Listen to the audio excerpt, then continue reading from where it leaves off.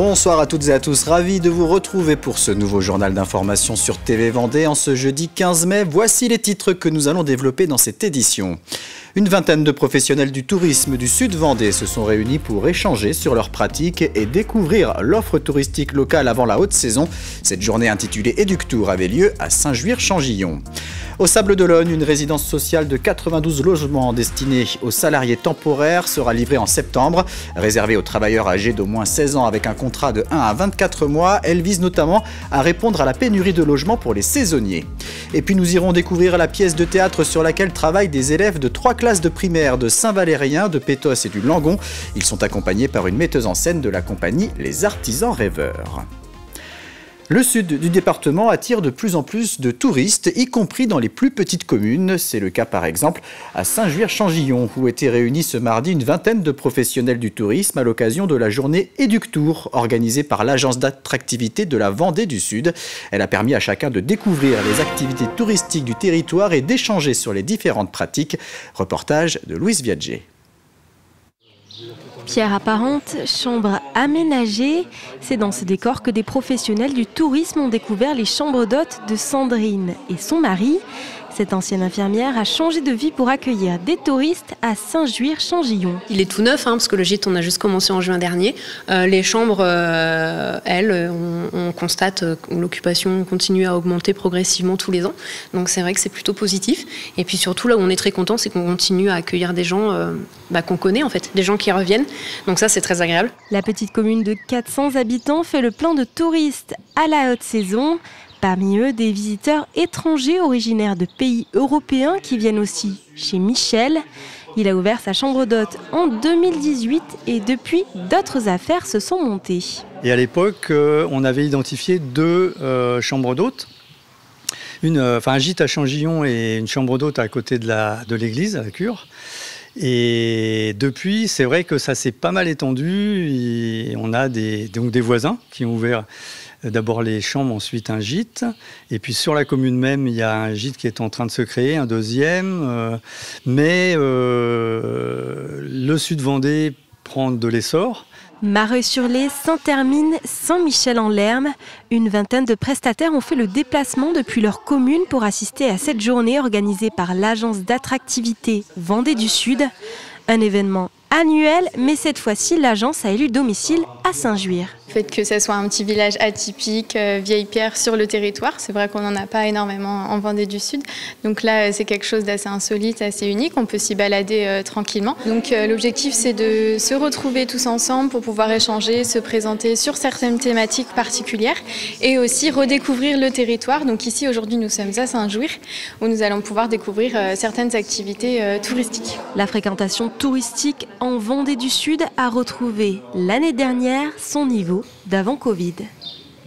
À l'approche de la saison estivale, la problématique du logement pour les saisonniers refait surface. Au Sables-d'Olonne, une nouvelle résidence sociale est en construction. Alors elle ne sera pas achevée pour cet été, mais au mois de septembre. Située rue Tabarly, elle regroupera 92 logements meublés et destinés aux salariés temporaires, c'est-à-dire à des personnes âgées de 16 ans minimum et disposant d'un contrat de travail de 1 à 24 mois.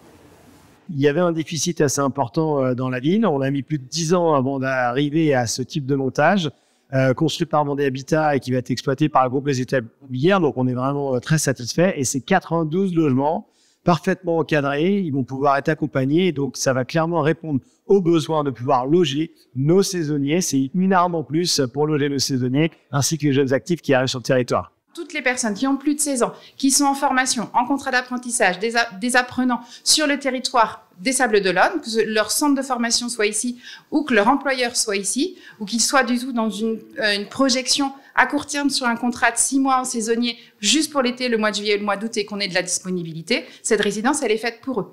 Quelqu'un qui sera en mobilité professionnelle, en CDI sur la période d'essai, ils sont aussi éligibles dans la mesure où il y a de la disponibilité. On est vraiment sur du logement temporaire meublé pour toutes les personnes pour lesquelles il va être difficile de trouver un logement par le biais d'une agence immobilière standard ou sur le logement social habituel.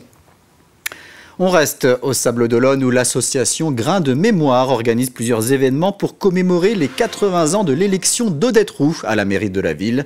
Cette résistante vendéenne arrêtée en 1943 puis libérée a fait partie des 17 premières femmes élues maires en France le 18 mai 1945. Pour honorer sa mémoire, une exposition sera présentée ce dimanche à la salle des fêtes de la Chaume. Les 24 et 27 mai, un café philo puis la projection d'un film sont programmés. Ça fait partie d'Histoire sablaise et c'était une première qu'une femme soit élue maire au Sables d'Olonne. Il n'y a eu que 17 femmes qui ont été élues en France, donc dans les petites communes en principal. Et là, Odette Roux a été élue d'une ville de sous-préfecture. C'était véritablement un événement. Alors pour le 18 mai, donc ça va tourner évidemment autour du mandat d'Odette Roux, donc avec une exposition qui retrace son mandat et ce qu'elle a réalisé à ce moment-là. C'est quelqu'un qui n'acceptait pas les injustices, qui s'est rebellé assez jeune et qui a toujours, quand elle avait une idée, elle allait jusqu'au bout. Voilà. Le théâtre est un excellent moyen de développer le langage oral et l'estime de soi. C'est dans ce sens que 3 classes de primaire de Pétos, du Langon et de Saint-Valérien se sont engagées dans la création d'une pièce autour de la thématique du passage et de la porte. Accompagnés par une metteuse en scène de la compagnie Les Artisans Rêveurs, les écoliers se sont réunis pour répéter avant les représentations prévues dans les 3 communes. Cyril Guillet. On est là pour répéter et vous allez faire votre représentation et ensuite chaque école va montrer son projet. C'est avec beaucoup d'attention que ces petits comédiens en herbe suivent les conseils de Sylvie Martin de la compagnie des Artisans Rêveurs. Depuis cette semaine, elle accompagne ses élèves de CP, CE1 et CE2 dans la mise en scène de leur création intitulée « Ouvrons nos portes vers le théâtre ». Nous avons travaillé sur le mouvement et le texte. Vraiment, alors c'est pas forcément le travail du clown parce qu'ils sont petits. Et les maîtresses avaient envie d'un travail aussi de mots. Le soir venu, caché dans la pénombre, Cyrano lui souffla quelques mots pour qu'il n'ait pas l'air troué du haut. Ici, ce sont 3 classes de Pétos, du Langon et de Saint-Valérien qui travaillent main dans la main pour monter cette pièce. Au mois de mars dernier, ils ont déjà pu appréhender l'univers du théâtre à travers une classe découverte. Il y a un thème général sur les 3 classes, sur le thème de la porte, en lien avec Adage, donc, qui est proposé par le ministère. Donc, on a fait un travail en art plastique, aussi en architecture. Et donc là, maintenant, les enfants l'ont mis en scène. Un texte parmi les grands classiques a été attribué à chaque classe. Pour Pétos, Roméo et Juliette. Pour Saint-Valérien, Cyrano de Bergerac. Et pour le Langon, Le malade imaginaire. Ah, et que me prescrivez-vous? Une potion extraordinaire. Et que contient-elle? 3 ingrédients magiques. Il y a une vraie réelle confiance en soi à gagner pour pouvoir jouer devant un public. L'expression corporelle et orale aussi est très importante et c'est vrai que c'est important de l'apprendre dès le plus jeune âge. Et tous ont enfilé le costume et se sont prêtés au jeu avec plaisir. Ce que je préfère, c'est le texte, les mouvements, montrer les émotions. Ça fait comme une histoire que nous on représente et c'est bien. À l'issue de ces répétitions, les élèves présenteront leurs pièces au public le vendredi 16 mai à Saint-Valérien, le 20 mai à Pétos et le 23 mai au Langon. Il est désormais beaucoup plus simple d'emprunter des livres ou des DVD dans les bibliothèques du pays de Fontenay-Vendée. Les 14 bibliothèques du réseau de lecture disposent depuis la fin du mois de mars d'un site internet et d'un logiciel de gestion commun. Cela facilite le travail de la centaine de bénévoles et de professionnels qui y travaillent. Pour les adhérents, une seule carte suffit pour avoir accès aux 76 000 documents disponibles sur l'ensemble du réseau. C'était une volonté politique dans un premier temps, dès le début de ce mandat-là, d'arriver à la mise en réseau des bibliothèques du territoire. Mais il y a aussi d'autres chantiers à venir, notamment la mise en place d'une navette. Aujourd'hui, quand on réserve un livre, on va le chercher dans la bibliothèque où on l'a réservé et on le ramène dans la bibliothèque où on l'a pris. Demain, l'idée, c'est de le réserver de chez soi, de son micro, d'aller le chercher là où on a envie de le prendre et de le remettre là où on a envie de le remettre. Et le livre circulera en fonction de critères et de fonctionnalités qui seront bien définies. C'est un vrai bénéfice pour l'usager parce que sur ce site internet, tout est regroupé. Donc le catalogue et les collections de toutes les bibliothèques sont au même endroit. Les horaires d'ouverture aussi, les animations. Donc on n'a pas besoin de chercher partout et de perdre du temps à chercher. Tout est centralisé au même endroit. On peut également via une connexion à son compte usager grâce à sa carte adhérent qui est valable dans toutes les bibliothèques. Ça, c'est la nouveauté aussi du réseau et du site internet. On peut voir ses prêts en ligne, faire des réservations, les prolonger si on voit qu'on n'a pas eu le temps de finir sa lecture. On peut aussi s'inscrire à des événements.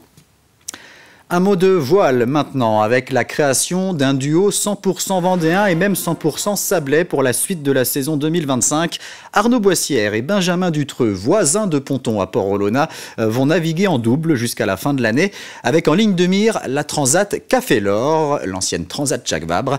Au mois d'octobre, Arnaud Boissière a racheté le bateau de Benjamin Dutreux, qui a terminé 10e du dernier Vendée Globe. Les deux hommes navigueront sur cet IMOCA sous les couleurs de leurs partenaires principaux.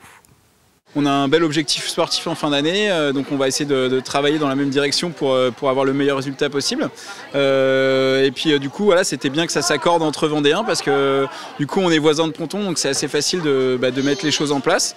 Et voilà, et Arnaud, il avait aussi l'intention de racheter mon bateau pour la suite, donc ça fait aussi une belle transmission avec ce bateau. Et moi, je suis assez content que le bateau il aille chez le voisin parce que depuis 4 ans, je navigue sur ce bateau, j'ai noué quelques liens avec ce bateau, et donc là, il va être encore à côté de la maison, donc ça, c'est plutôt un truc sympa. Et voilà, Arnaud, c'est le premier qui nous a emmené faire l'IMOCA, donc là pour moi c'est une grande fierté de l'avoir à bord cette année avec moi jusqu'à la fin de l'année, jusqu'à la Transat Café l'Or. On termine ce journal avec un coup d'œil sur la météo de ce vendredi matin. Pas de changement, le ciel sera toujours bien ensoleillé.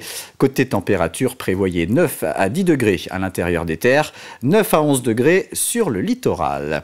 Cette édition touche à sa fin. L'actualité revient dès demain à partir de 7 h dans la matinale présentée par Simon Philippot.